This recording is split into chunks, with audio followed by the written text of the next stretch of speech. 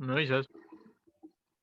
Buenas tardes, profesor. Mi nombre es Diego Vallejo y yo y mis compañeros le expondremos el tema llamado las determinantes de la balanza de pagos desde el año 1994 hasta el 2020. Cabe resaltar que en la última fecha mencionada no incluimos lo ocurrido con la pandemia. Para poder adentrarnos más al tema, definiré lo que es la balanza de pagos. La balanza de pagos es aquel registro estadístico que abrevia sistemáticamente las transacciones de intercambio y de bienes y servicios y los movimientos de capitales de cierto país con el resto del mundo. Para poder darnos una idea de lo que sucedió en 1997, el Perú mantenía el mayor nivel de reservas internacionales y solo nos encontrábamos detrás de Venezuela. De manera similar, en 2008, Perú tenía un nivel de reservas demasiado alto. Sin embargo, lo que sucedió en la crisis del 2008 hizo que el crecimiento económico de Perú repercutara y así nos vayamos a una crisis. Para poder justificar nuestro tema, nos basaremos en que en los años 90 hubo mucha afluencia de capital que trajo consigo relación con las tasas de interés externas que se mantuvieron bajas por un periodo largo de tiempo y un incremento de términos de intercambio haciendo que el producto pueda expandirse. La dependencia que manteníamos con el exterior nos llevaba a ser más cautelosos con algunas crisis internacionales. A esto me refiero a lo que sucedió en el 2009, que podrían llegar a percutar la producción peruana de una manera muy drástica. Para entender mayor nuestro tema, nos basaremos en las variables que hemos escogido. En este caso, por ejemplo, con la anteriormente mencionado para la economía peruana, los términos de intercambio resultan en gran medida procíclicos, es decir, que se mueve al mismo tiempo con las actividades del presente, medida por la producción o los ingresos de una economía. Y el tipo de cambio real resulta en gran medida contracíclico. En otras palabras, variables que pueden usarse como equilibrio en la fase expansiva y como un estímulo con la fase contractiva, lo que sería una presentación útil para el modelo de la economía peruana. A continuación, mi compañero Ian les va a exponer los objetivos. Bien, para este trabajo tenemos dos objetivos específicos de la investigación.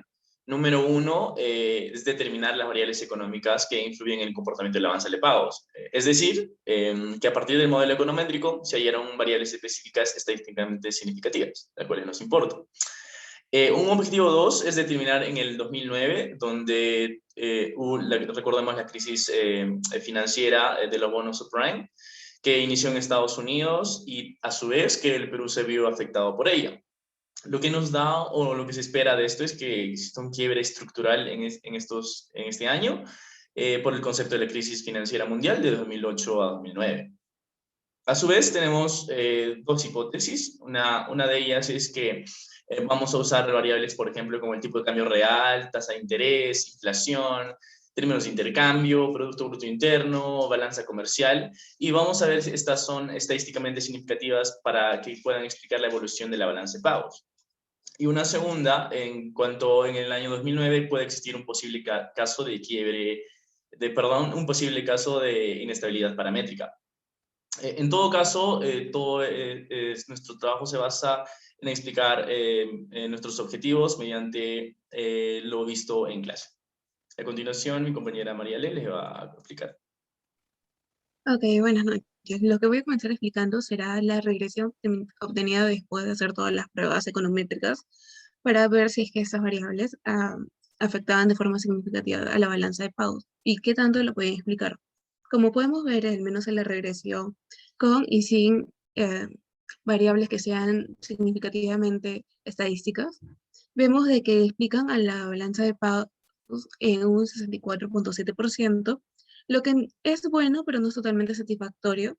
Y esto se puede explicar básicamente de que por la literatura revisada lo que nos recomiendan no es utilizar el modelo MCO, que es el que hemos utilizado para realizar todas las pruebas, sino ellos utilizan el modelo de múltiples regresiones y cointegración de Johansen, además de, o también el modelo de Triwell.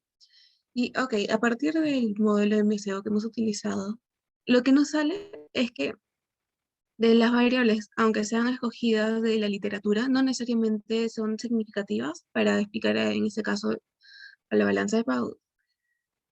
Por ejemplo, tenemos que la balanza comercial, tanto como el interés o el tipo de cambio real o los términos de intercambio, todas esas cuatro variables de las seis no son significativas, al menos para nosotros, en el modelo MCO. Lo que también es significativo viene a ser la corrección por quiebre, que vendrían a ser ambas dummy. Ninguna está, en este caso, estadísticamente significativa, y tampoco lo vendría a ser la corrección por especificación del modelo, que nos da el multiplicativo de la balanza comercial por los términos de intercambio. Y la única corrección que sí vemos que es significativa es la de autocorrelación, que es un AR1, que nos demuestra básicamente de que hay ciclicidad en nuestras variables. Y lo último que podemos decir de esta regresión sería de que las variables de PBI real, así tanto como la inflación, ambos afectan de manera significativa a la balanza de pagos, al menos en el caso peruano. Y también el AR1, como se mencionó, también es significativo, no, nos afecta de manera positiva a nuestra balanza de pagos. A continuación, mi compañero Kevin explicará la regresión únicamente con las variables significativas. Sí, justamente con el resultado de la regresión con coeficientes significativos, en esta regresión solo con las variables significativas se observa que el R2 y el R2 ajustado han empeorado con respecto a la regresión anterior. Adicionalmente a ello vemos que todas las variables siguen siendo estadísticamente significativas y que afectan de manera positiva a la balanza de pagos. Sin embargo, vemos una situación no tan favorable con el R cuadrado y el R cuadrado ajustado. Se puede concluir tal vez que el método de mínimos cuadrados ordinarios que se utilizó no es el más adecuado para el estudio de las determinantes de balance de pagos. Además que en la literatura consultada utilizan el método, como mencionó la compañera, de regresión múltiple y con integración de Johansen o el método de tribu. A continuación, el compañero va a estar mencionando más que todo las conclusiones de esta exposición.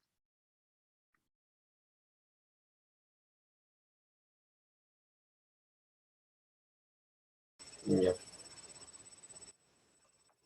Bueno, en este caso, como conclusiones finales del trabajo, podríamos indicar que si bien el Producto Interno Real y la inflación son estadísticamente significativas de manera positiva,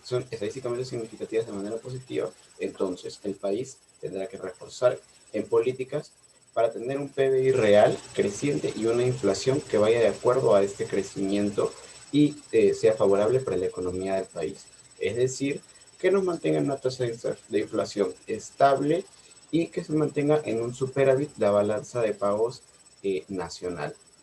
Algo más que podemos concluir es que la variable nacida de la corrección por autorregresivos de orden 1 en AR1 es estadísticamente significativa de manera positiva para el mercado, para el modelo, y nos indica que la corrección es estacionaria, que agregar la corrección para variables con autocorrelación tiene un impacto positivo en la balanza de pagos. Además, se comprobó que las variables, en este caso de la balanza comercial, interés, tipo de cambio real y términos de intercambio, no son estadísticamente positivas a la hora de evaluar en la balanza de pagos en el Perú. Y a través del análisis hecho a través de QSUM y de QSUM cuadrado, en este caso, se puede observar que había una posibilidad de dos casos de inestabilidad paramétrica, específicamente en el mes 159 y en el mes 243. Y se comprobó a partir de un test de Chow que sí había quiebres en ambos casos, siendo este el primer caso en el mes 159 que coincide con el año 2007 y el segundo caso en el año 2014, el mes 243. Entonces, podríamos decir que rechazamos la segunda hipótesis que se propuso en este caso, ya que no hay un caso de inestabilidad paramétrica en el año 2009, por lo que la balanza de pagos en el caso peruano no se vio afectada directamente por la crisis económica internacional. Además, en este caso se puede decir que los mínimos cuadrados ordinarios no son suficientes para explicar la balanza de pagos. Entonces, se recomienda utilizar otro método de estimación para el parámetro. El modelo de regresión múltiple, en este caso, y con integración de Johansen, fue usado en literatura revisada, así como se justifica que el modelo MSO no es el más adecuado para este estudio. Asimismo, pasó con el modelo de Tier 1. Las unidades en las que se encuentran las variables explicativas también serán determinantes, por lo que para que se pueda hallar el modelo adecuado para explicar la evolución de la balanza de pagos. Muchas gracias.